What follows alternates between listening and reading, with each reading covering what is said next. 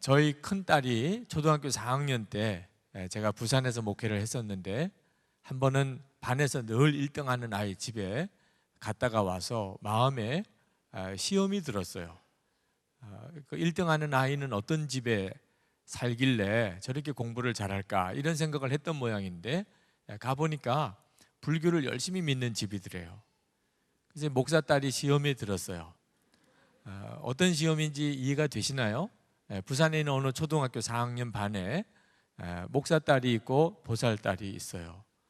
하나님은 살아계시고 능력 많으시고 그리고 축복의 하나님이시라면 도대체 목사 딸이 1등이 돼야 돼요? 보살 딸이 1등이 돼야 돼요? 저희 딸이 그날 가지고 있었던 마음의 회의입니다. 하나님은 진짜 살아계신 게 맞아? 이런 생각이 든 거예요. 근데 초등학교 4학년 아이가 그런 것뿐만 아니고 어른들도 이런 수준으로 신앙의 회의를 겪고 있는 분들이 많습니다. 여러분도 이따금 하나님 진짜 살아계신 게 맞아? 이런 생각이 들 때도 있잖아요. 우리가 하나님을 믿을 때 처음에는 아주 단순하게 하나님이 진짜 살아계신다면, 정말 하나님은 능력과 축복의 하나님이시라면 하나님을 믿는 사람들은 다 보호해 주시고 지켜주시고 복을 주실 것이라 그런 생각을 하게 됩니다. 어린애만 그런 게 아니고. 그런데 실제로 하나님을 잘 믿는 사람들 중에도 어려움을 겪는 사람들이 꽤 많습니다. 믿음이 무너지게 돼요. 하나님은 진짜 살아계신 걸까? 성경을 제대로 보지 않아서 그렇죠. 하나님의 말씀인 성경 속에 하나님이 정말 사랑하시고 또 축복하시는 많은 사람들이 어려움을 겪고 실패를 경험하고 징계를 당하는 기록이 수도 없이 많습니다. 하나님의 말씀만 읽어보면 그런 일이 많이 있구나, 금방 알 수 있는 일인데도 우리는 그저 단순하게 생각합니다. 하나님을 믿는 목적이 잘 되고 복받고 성공하고 유명해지고 돈 많이 벌고 그런 게 하나님을 믿는 목적이기 때문에 그렇습니다. 하나님이 정말 왜 하나님을 믿는 사람들에게 마음껏 역사하시고 축복하시고 하지 않으시고 이따금 사랑하는 자라고 하시면서 징계하시기까지 하시는지, 오늘 여러분들이 그 분명한 답을 얻게 되기를 축복합니다. 여러분은 오해하지 말고 정말 반드시 바로 믿으셔야 할 것은, 하나님은 반드시 우리를 축복하십니다. 잘 되기를 원하시고. 그렇지만 하나님의 진짜 원하시는 것은 우리가 이 세상에서 돈 많이 벌고 성공하는 것이기보다는 우리가 거룩한 자가 되는 것이라는 것을 명심해야 합니다. 하나님이 정말 원하시는 것이 우리가 죄를 벗어버리고 거룩한 삶을 사는 것입니다. 여러분이 이 사실을 분명하게 믿고 이해하기 전에는 하나님의 징계를 이해하기가 어렵습니다. 그리고 믿음이 자꾸 무너지게 되죠. 오늘 말씀을 한번 보시면 10절 하반절에 보면 하나님께서는 우리를 자기의 거룩하심에 참여하게 하시려고 우리에게 유익이 되도록 징계하십니다. 하나님이 사랑하는 사람을 왜 징계하시나? 유익하게 하시려고. 무슨 유익이길래? 하나님의 거룩함에 참여하게 하신다는 것입니다. 하나님께서 우리에게 독생자인 예수 그리스도를 보내주시고 예수님은 우리를 위해 십자가에 죽으셨어요. 그래서 우리에게 어떤 복이 임했습니까? 모든 죄가 사함을 받았고 우리가 천국에 가게 되었습니다. 그렇지만 하나님이 진짜 원하시는 것은 거기까지가 아닙니다. 하나님이 정말 원하시는 것은 그 다음이에요. 이제 우리가 거룩한 삶을 살게 되는 것입니다. 하나님의 자녀답게 거룩한 삶을 살아가는 것이에요. 그런데 안타깝게도 많은 성도들이 예수 믿는 것을 그저 모든 죄가 사함을 받고 그저 나중에 천국에 가는 것인 정도로만 생각합니다. 거기서 하나님과 사이에 자꾸 안 맞는 부분이 나오는 거예요. 우리는 하나님이 답답하고 하나님은 우리가 답답하신 거죠. 여러분, 아버지가 집 나간 탕자가 돌아왔을 때 얼마나 기뻐했나요? 그건 아버지 말할 수 없는 기쁨이에요. 탕자가 돌아왔을 때. 그래서 그 탕자였지만 잔치를 벌여주지요. 그렇지만 아버지가 진짜 원하는 것은 그저 돌아오는 것만 아닙니다. 이 돌아온 탕자가 마음을 바꾸어서 아버지의 아들답게 아주 성숙하게 많은 사람들에게 칭찬받으며 그렇게 거룩하게 살게 되는 것을 아버지가 원하는 것 아니겠습니까? 그게 하나님이 우리를 향한 가지고 있는 계획입니다. 그렇다면 여러분은 얼마나 더 거룩해졌는지를 한번 스스로 물어보세요.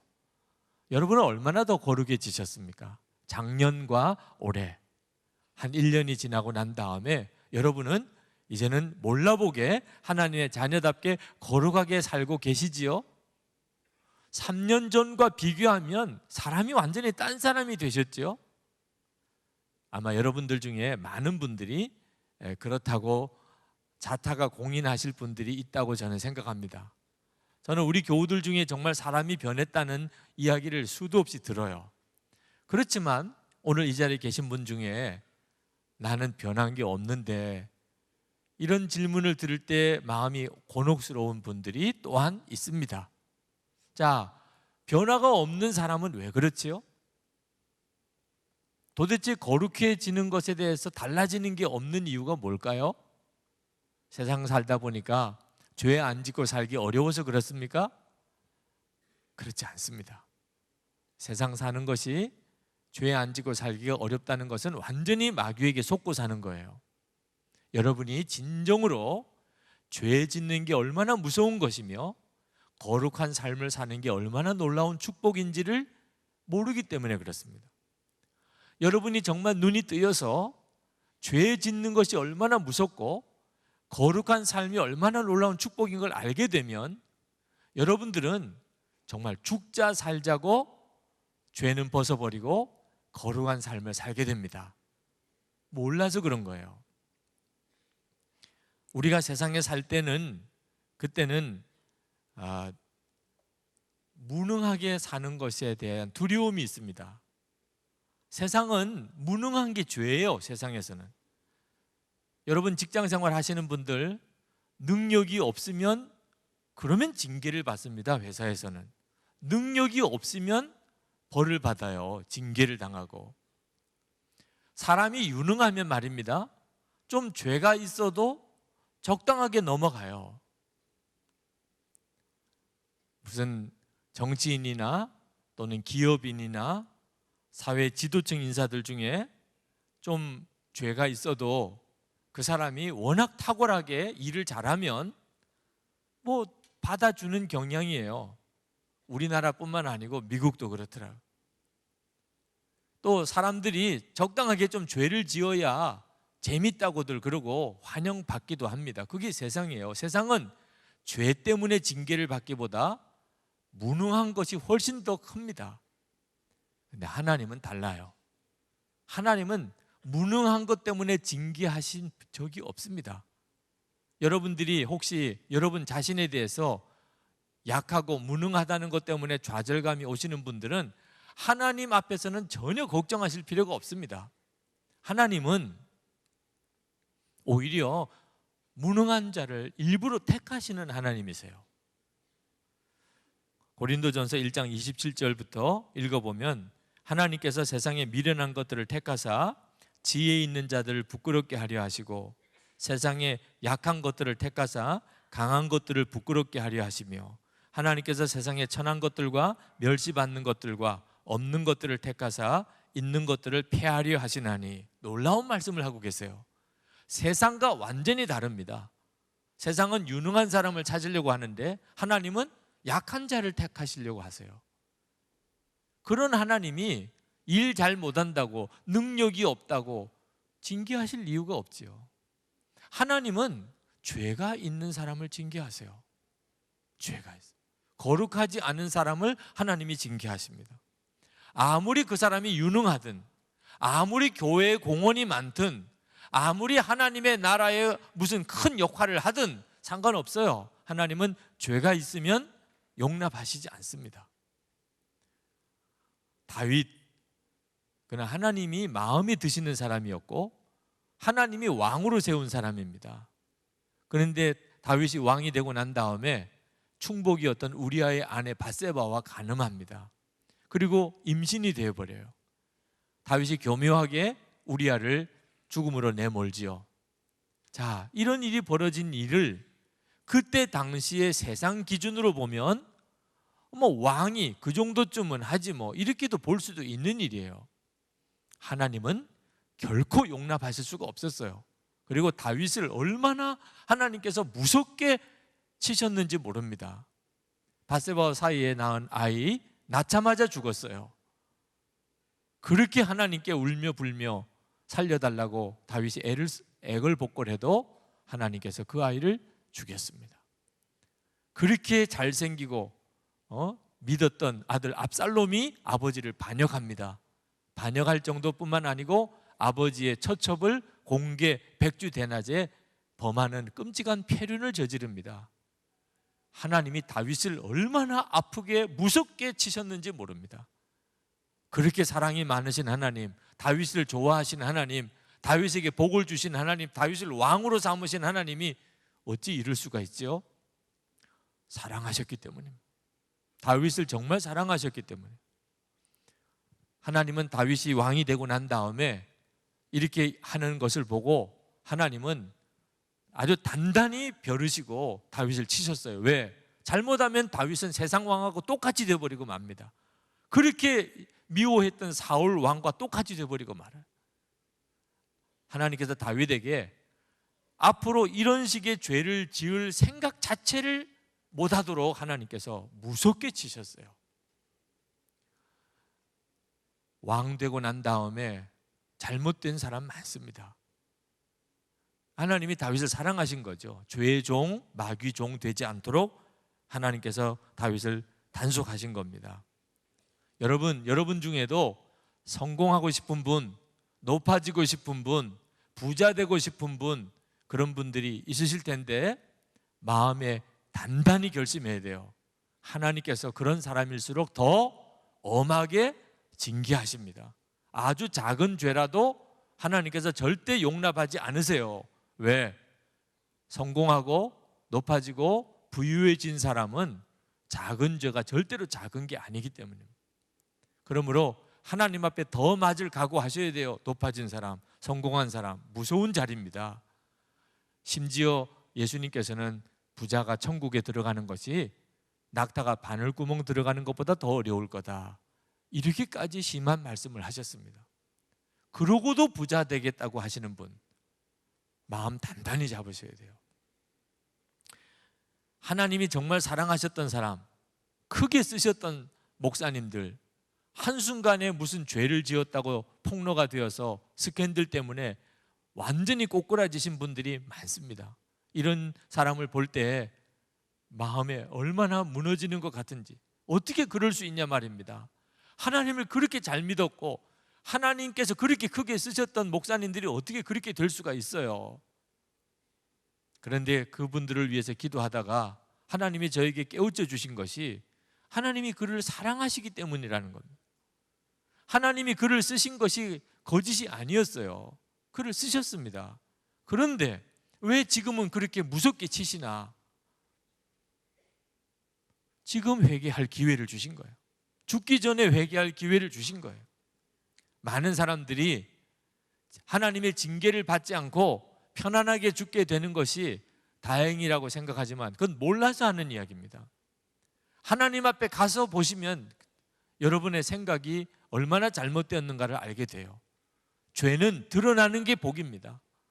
죽기 전에 죄는 드러나는 게 복이에요. 그래야 회개할 기회가 있는 겁니다. 하나님 앞에 섰을 때 가서야, 그제서야 자기 죄가 드러나는 사람은 이 세상에서 하나님으로부터 징계를 받아 말할 수 없이 비참해진 사람이 너무너무 부러울 거예요. 그 사람들은 회개할 기회가 있었잖아. 나는 그냥 죽어서 하나님 앞에 가서 깨달았어요. 그건 끔찍한 일인 것입니다. 하나님의 징계는 사실은 하나님의 사랑이고 그리고 얼마나 놀라운 축복인지 모릅니다. 우리가 하나님의 징계를 받으면 돈도 잃고 건강도 잃고 세상의 지위도 잃고 실패도 합니다. 굉장히 괴롭습니다. 그렇지만 사실은 감사할 일이에요. 그것 때문에 회개할 수 있었다면 감사할 일입니다. 혹시 오늘 이 시간에도 하나님의 징계가 있어서 회개하는 기회를 얻은 분들은 감사해야 합니다. 하나님께서 이처럼 우리를 징계하시면서까지 죄를 짓지 못하게 하고 거룩한 삶을 살게 만드시는 이유는 구원의 축복을 잃어버리지 않게 하기 위해서 그렇습니다. 히브리서 12장 14절, 다음번 설교 때 첫 번째 구절입니다만 오늘 말씀과 연결이 되어서 제가 읽어드립니다. 모든 사람과 더불어 화평하게 지내고 거룩하게 살기를 힘쓰십시오. 거룩해지지 않고서는 아무도 주님을 뵙지 못할 것입니다. 여러분, 왜 하나님께서 그토록 죄를 짓지 말라 그러시고 거룩한 삶을 살라고 하시는가? 그렇지 않으면 구원 못 받아요. 거룩한 삶을 사는 것에 대해서 절대로 작게 여기면 안 됩니다. 고린도전서 3장 16절 17절에 우리가 하나님의 성전이라고 하는 말씀을 하고 계세요. 너희는 너희가 하나님의 성전인 것과 하나님의 성령이 너희 안에 계시는 것을 알지 못하느냐? 누구든지 하나님의 성전을 더럽히면 하나님이 그 사람을 멸하시리라. 하나님의 성전은 거룩하니 너희도 그러하니라. 여러분, 지금 이 예배당은 엄밀히 말해서 성전이 아닙니다. 그냥 예배당이죠. 성전은 저와 여러분의 육신, 이 몸이 성전이에요. 하나님의 영이 우리 안에, 성도들 안에 들어오셨습니다. 우리를, 몸을 성전 삼으시고 우리 안에 오셨어요. 여러분은 여러분의 몸이 성전 되었다는 사실을 명심해야 됩니다. 그렇지 않으면 성전을 더럽히는 자가 돼요.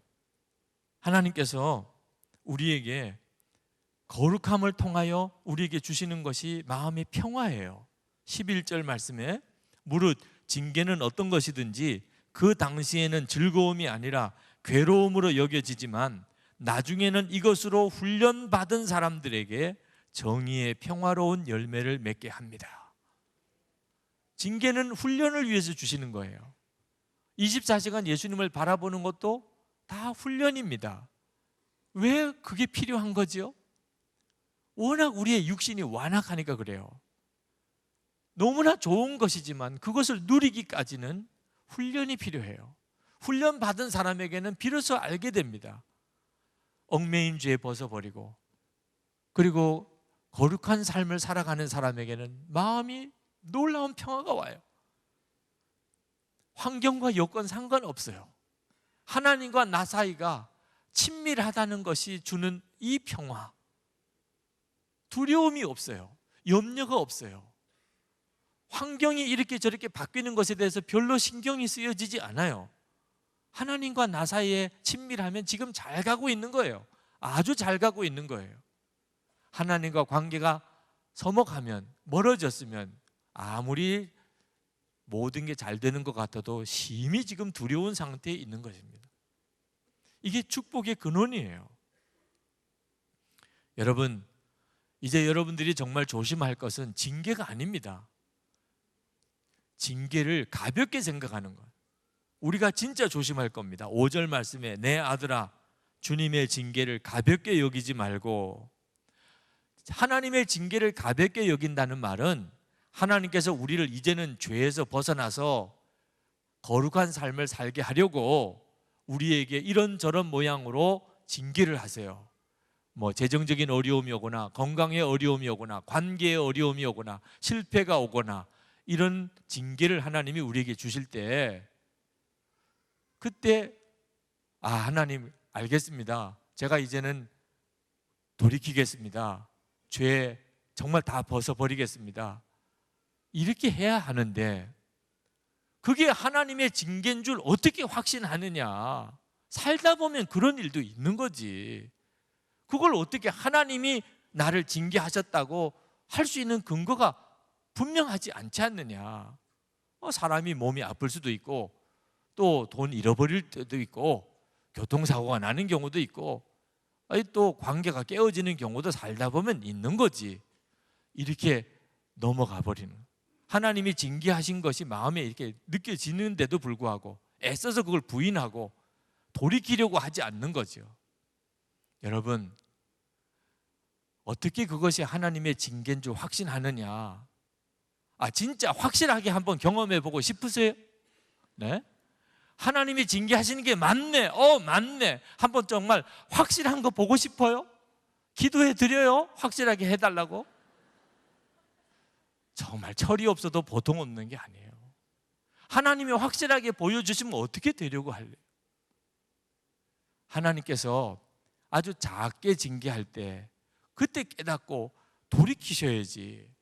하나님이 한번 하시겠다고 하면 어느 정도 하시는지 성경에 예를 들기를, 요나 한 사람 회개시키려고 지중해를 다 뒤집어 엎어요. 지중해를.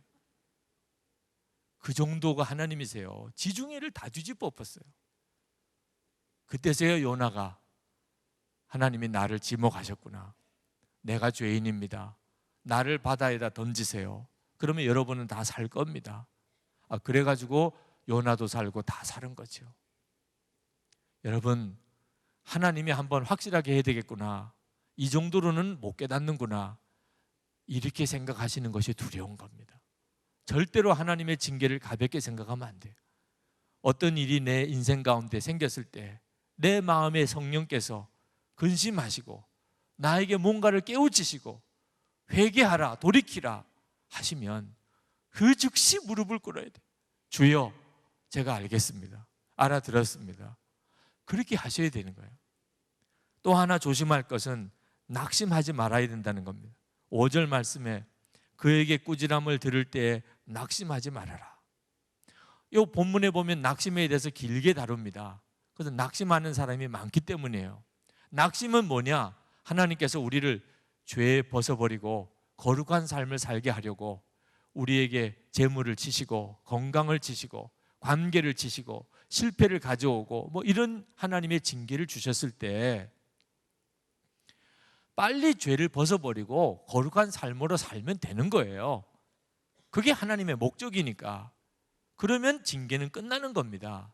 그런데 그 돈 잃어버렸다고, 건강 잃어버렸다고, 실패했다고, 그만 사람이 완전히 그냥 낙심해서 그것 때문에 자기 인생은 끝난 줄로 생각하고 그러나 얼굴에는 죽을 상을 하고 이렇게 사는 것이 낙심인 거죠.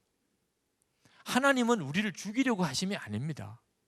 사실 깨닫고 보면 낙심이 아니고 감사하고 찬송할 일이에요.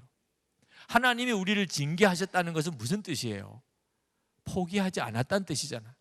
여러분, 아무리 잘못해도 죽어가는 아이를 때릴 부모가 어디 있습니까? 이미 죽어가는데 죽어가는 아이 잘못했다고 때리는 부모 봤습니까? 만약에 하나님이 우리를 보실 때 이제는 끝났구나, 그렇게 보셨다면 매도 안 되시는 거예요. 하나님이 보실 때 매를 대만하니까 이제라도 회개하면 하나님께서 계획하신 놀라운 축복을 이룰 수 있으니까, 그러니까 우리를 징계하시는 거죠.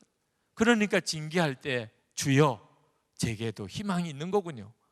하나님이 이렇게 나를 징계하시는 거 보니 회개하고 돌이키면 놀라운 계획이 있는 거군요. 오히려 하나님께 감사하며 하나님이 나를 사랑하신다는 걸 믿습니다, 이러고 일어나야 한다는 겁니다. 오늘 말씀 12절에 보세요. 그러므로 여러분은 나른한 손과 힘 빠진 무릎을 일으켜 세우고 똑바로 걸으십시오. 그래서 절름거리는 다리로 하여금 삐지 않게 하고 오히려 낫게 하십시오. 제발 하나님께서 징계하셨다고 그냥 손도 늘어뜨리고 그리고 무릎에도 힘을 빼고 그냥 뒤틀비틀 이렇게 걷지 말란 말입니다. 그러다가 잘못하면 삐어요, 다리를. 똑바로 걸으시라면 하나님이 사랑하시는 거니까. 요한계시록 3장 19절에 무릇 내가 사랑하는 자를 책망하여 징계하노니, 내가 사랑하는 자를 책망하여 징계하노니. 오늘도 우리가 사생자가 아니고 참 아들이기 때문에 징계하신다고 하셨잖아요. 그러니 이제는 징계를 받았다고 생각하면 하나님이 나 사랑하시는 거구나, 그렇게 고백하고 오히려 더 당당하게 일어나야 비로소 하나님의 계획이 이루어지는 겁니다. 징계, 하나님께서 사랑하는 자녀에게 주시지만 그러나 반드시 주시는 건 아니에요. 깨달았는데 왜 주십니까? 깨달았는데. 징계는 깨닫게 하려고 주시는 건데 24시간 예수님을 바라보시라고 하는 것, 까닭이 있습니다. 주님 바라보는 삶을 계속 살다 보면 죄가 뭔지 알게 되고 하나님이 원하시는 삶을 가게 됩니다. 그리고 절대로 혼자서는 못 갑니다. 동지가 필요합니다. 우리가 교회로 모인 까닭이 뭡니까? 거룩한 삶을 살기 위하여 동지가 필요하니까. 그러니까 거룩한 손을 서로 잡고 거룩한 교회 공동체를 만들어야 돼요. 전도서 4장 9절부터 제가 읽어드리겠습니다. 두 사람이 한 사람보다 나음은 그들이 수고함으로 좋은 상을 얻을 것임이라. 혹시 그들이 넘어지면 하나가 그 동물을 붙들어 일으키려니와 홀로 있어 넘어지고 붙들어 일으킬 자가 없는 자에게는 화가 있으리라. 또 두 사람이 함께 누우면 따뜻하거니와 한 사람이면 어찌 따뜻하랴. 한 사람이면 패하겠거니와 두 사람이면 맞설 수 있나니 세 겹줄은 쉽게 끊어지지 아니하느니라. 성도들이 거룩한 손을 잡아야 합니다. 하나님이 이렇게 교회로 모아주신 축복을 놓치면 안 됩니다. 모여서 잘못 사는 거 있으면 즉시 회개하고 서로 기도하고 그리고 서로 바로 사는 일을 격려하고 서로 도와주고 그렇게 해서 우리가 거룩한 백성으로 일어나는 거예요. 우리가 거룩한 성도가 되고 교회가 거룩한 교회로 일어나야 세상을 변화시키게 됩니다. 이것이 2013년 이후에 이제 하나님의 우리를 향한 계획인 것입니다. 기도합시다. 하나님, 제가 잘 살고 성공하고 높아지기를 목적으로 삼지 않겠습니다. 그것은 믿습니다. 그건 하나님이 하실 일이에요. 하나님, 제가 원하는 것은 이제는 얽매인 죄를 벗어버리고 거룩한 삶 살기를 원합니다. 주여, 저에게 역사해 주시옵소서. 통성으로 기도합시다.